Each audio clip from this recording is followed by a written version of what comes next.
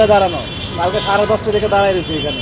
তাইলে কষ্ট দুইটা, একটা হলো যে ঘন্টার পর ঘন্টা দাঁড়াইলেন, কেউ 7 ঘন্টা, কেউ 10 ঘন্টা, কেউ 5 ঘন্টা, এই তো হয়ে গেছে।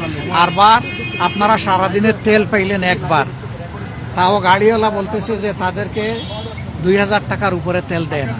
আপনাদেরকে কত দেয়? এরকমই না, আমাদের 500, 200, 300। বলা হচ্ছে যে তেল আগের চাইতে বেশি আছে, কিন্তু লোকজন বেশি নিয়ে বিক্রি করে ফেলতেছে। তাইলে এখানে দুইটা সমস্যা। একটা হলো আপনারা পাচ্ছেন না, পাওয়ার জন্য ঘন্টা নষ্ট হচ্ছে আপনাদের। 2 নম্বর হলো যে আপনাদেরকে আবার চুর সাব্যস্ত করা হচ্ছে যে আপনারা নিয়ে তেল বিক্রি করে ফেলতেছেন। এটা কি সত্য? এইটা কিছু সংখ্যক লোক হইতে পারে, কিন্তু আমরা তো কর্মজীবী, আমাদের এখানে 10 ঘন্টা দাঁড়ায় থেকে আমাদের কাজ সব বন্ধ হয়ে গেছে। তো সেই লোক আপনি চিনেন যে কেউ এরকম দুইবার নেয়? এইভাবে আমি তো দেখি না কোনো সুযোগ আছে। কারণ তেল নিয়ে এখন তেল হচ্ছে রক্তের মতো দাম। মানুষ এখন তেল নিয়ে একটা গাড়িতে যে তেল নেয় সে বেচতে যাবে না, সে কোনোভাবে বেচতে যাবে না। সেই লাইন ধরে 12 ঘন্টা কোনো তো বিল নাই।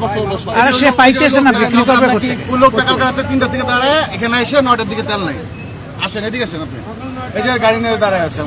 স্যার কালকে রাত 9টায় দাঁড়াইছি, দাঁড়াই এই পর্যন্ত আসছি, তারপরে মনে করেন তেল নাই। এই যে এখনো এইভাবেই পড়ে আছে, এখনো পাম্প আর তেল আস্তে আস্তে 6টা বাজবে, তেল পাইতে পাইতে মনে করেন 9টা। আমরা কি করতে পারি আপনাদের জন্য? আপনি গভর্নমেন্টকে বলেন, প্রেশার ক্রিয়েট করেন, আপনি পার্লামেন্টে কথা বলেন, বলেন একসাথে শাটডাউন দিয়ে সব একসাথে তেল। প্রধানমন্ত্রীকে ধন্যবাদ জানাই, কথা বলেন আমাদের বাসায় তেল নাই, বাসায় পেটে ভাত নাই, এটা বলেন আগে একটু, তার কথা বলেন। এভাবে চলতে পারে না। একটু আওয়াজটা একটু জোরে করেন, আমরা আওয়াজ দেওয়ার জন্য ইনশাল্লাহ। রাস্তা নামেন একটু, রাস্তাই তো ইনশাল্লাহ রাস্তাই আছে, দেখেন না? হ্যাঁ অবশ্যই, আমাদের সাথে আপনাদেরকেও নামতে হবে। অবশ্যই, অবশ্যই, সবাই মিলে নামবো, সবাই মিলে নামবো, এবং সবাই মিলে আমরা দুর্নীতি আছি, রোধ করবো, আমরা ইনশাআল্লাহ। অবশ্যই এই ধরনের রাস্তায় আছি ইনশাল্লাহ। ভালো থাকবেন। জি জি ধন্যবাদ। কিভাবে ভালো থাকবেন তারপরে দোয়া করে দিন। মোটরসাইকেলে তো তেল লাগে না? তেল লাগে লাগে? লাগে তেল লাগে। তেল পান আপনি? না তেল পাই না, আমি 2 দিন ধরে ঘুরতাছি, তেল নিতে পারতাছি না। করতেছেন যে তেল করছে না না ঘুরতাছি না, আমি একটু কাজ যাইতেছি। কোথায় যাচ্ছেন? আমি যাবো একটু কল্যাণপুরে। তেল লাগে আপনারা একবার নিয়ে বাসায় আবার রাখে আবার। না না না, আমি গভর্নমেন্ট সার্ভিস করি, কিন্তু আমাদের আছে, কিন্তু তেল মোটো পাইতেছি না। কোন ডিপার্টমেন্টে আছে? আমি হাইকোর্ট ডিপার্টমেন্টে আছি। হাইকোর্টে আছে? তাহলে তো আপনি বিচারের কথাই বলবেন। না তেল পাই নাই, ঠিক আছে, তেল পাওয়া খুব কষ্ট। কষ্ট দিলাম ভাইয়া আপনাকে। হয়তো তেল দেন, আমি পানি ভাত দেন, শরীরে আগুন লাগাই দেবো, শরীরে আগুন লাগাই দেবো। অবস্থা আপনাদের একটু বলেন তো। আমাদের তো অবস্থায় যে তেল আসেনি, তেল আসে না, আমাদের প্রয়োজন 3 গাড়ি, 1 গাড়ি। কিন্তু সরকার তো এটা বলে না। আরেকটা কথা বলা হচ্ছে যে আগের থেকে এখন তেল বেশি বিক্রি হচ্ছে আপনাদের। আগে আপনারা যে পরিমাণ তেল পেতেন, এখন কি সেই পরিমাণ 24 ঘন্টায় পান? আগে কয় গাড়ি পাইতেন? আগে 3 গাড়ি পাইতেন, এখন 1 গাড়ি পান। 1 গাড়িতে তো আপনারা সামাল দিয়ে উঠতে পারবেন না, এই জন্য লোকরা ঘন্টার পর ঘন্টা দাঁড়ায় আছে। কিন্তু সরকার যেটা বলতেছে, আমাদের জ্বালানি মন্ত্রী যে বিবৃতিটা দিয়েছেন, তিনি বলেছেন যে আগের চাইতে বেশি তেল বিক্রি হচ্ছে পাম্পগুলোতে। তা আপনারা যদি আগের চাইতে 3 ভাগের 1 ভাগ পান, তাইলে বাকি বিক্রি করেন কোত্থেকে? তাইলে এই কথাটা সত্য না? তা শুনছেন আপনারাও, আমরা শুধু শুনি না, এটা তো এখন লাইভ হয়, সারা দুনিয়া শুনে। বাস্তবতা আর ওনাদের কথা এক না। আপনারা কি বেশি দামে একটু কায়দা করে তেল মাঝে মাঝে বিক্রি করেন? আপনারা করেন না, এবং সেটা একদম ফ্রন্ট ডোরে, ব্যাক ডোরে কিছু নাই।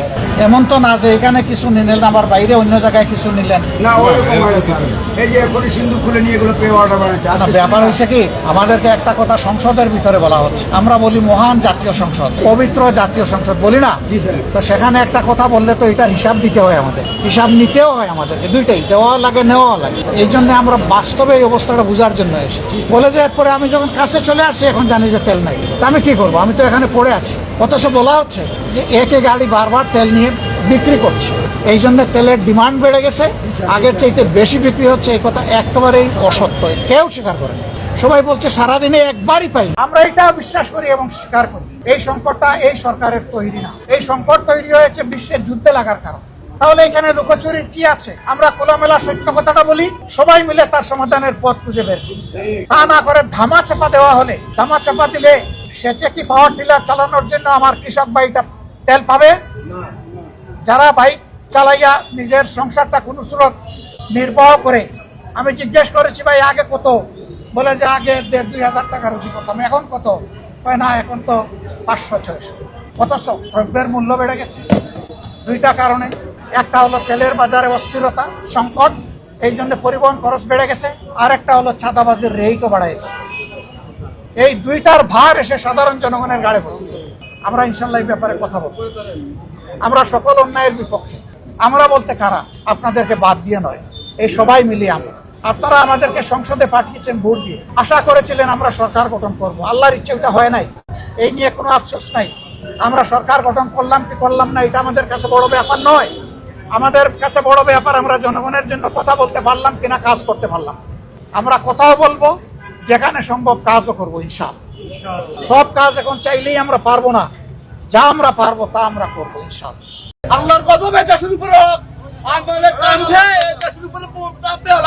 আমরা জাতি অসৎ জাতি, আমরা যে আমাদেরকে গিলি ফেলাইছে অসৎ জাতিরা। আমরা এই সরকারের কাছে বলতেছি 1,000 টাকা করে আমাদের থেকে নেন, আমাদেরকে কার্ড দেন, 100 টাকার তেল হইলে 100 টাকার তেল নিব। আমরা আর এক শ্রেণীর লোক সুবিধা ভোগ করবো, আমরা এটা চাই না। আমরা আর আমাদের সহ্য হইতেছে না, এই কষ্ট আমাদের আর সহ্য হইতেছে না। 100 টাকার তেল দেন, পোলাপান নিয়ে খাইবা কথা শেষ। চুকনগর একটা পাম্পে তাকে ফাও দিচ্ছি, আমি মুসাফির মানুষ, আলেম মানুষ, আমার 2 লিটার তেল দেন, 2 লিটারে আমি 28 কিলোমিটার যাইতে আর হুসি করে ম্যানেজারে আর মেয়ে। কইলাম টাকা যা দরকার, এখন তো কোনো লাইন সিরিয়ালে নাই, দিন বেলা ফজর আজান দিছে, দিনে তো আমারে দিলে হুন্ডাওয়ালা রামনগরে মারবো, আমার 2 লিটার তেল দেন। ভাইও আমি আলেম মানুষও, আমি গাড়িটা লোক কেমনে কুমিল্লা যাইও ভাই, আমার পরের দিন মাদ্রাসা খোলা দিল না। জাতি আমার মায়ের আলাপ, আমার লাইফের উপর আমার এত মায়া নাই, কারণ এই কুত্তার জীবন আমার ভালো লাগে না, বিশ্বাস করেন। শহরে ভাই ফ্যামিলির চাহিদা মিটাতে পারতেছি না, বুঝতে পারছেন? এটার মতন দুঃখজনক পুরুষ মানুষের জীবনে আর কি বলবো।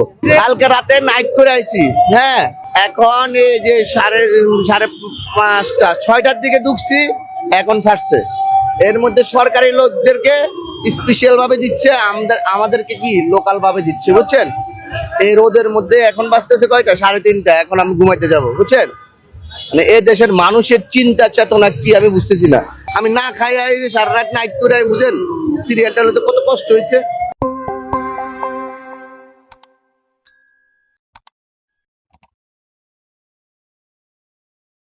এমপি মন্ত্রীদের উপর তার আমাদের বিশ্বাস আসলে উঠে গেছে। ওনারা বলতেছে তেল পর্যাপ্ত আছে, আপনি গিয়ে দেখেন পিজি হসপিটাল পার হয়ে গেছে সিরিয়াল। মানুষের তেল থাকলে তো এই রোজের ভিতরে কষ্ট করে আসতো না, বুঝতে পারছেন? এই হচ্ছে অবস্থা, আর কি বলবো। এখন আমাদের দেশেও কিছু অসাধু ব্যবসায়ী আছে যারা আসলে চিন্তা ভাবনা করে না, মানুষের কষ্ট বুঝে না। এই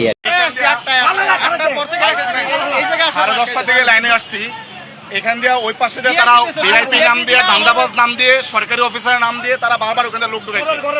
আমরা 10:30 থেকে লাইনে এসে এখানে আসি, 1 ঘন্টা বাড়ালে পারতো আমাদের জন্য আর কি। আমরা যেটা অফিস করি, আজকে সারাদিন তেল পাই না, কালকে অফিসে যাবো কিভাবে আমরা বলেন?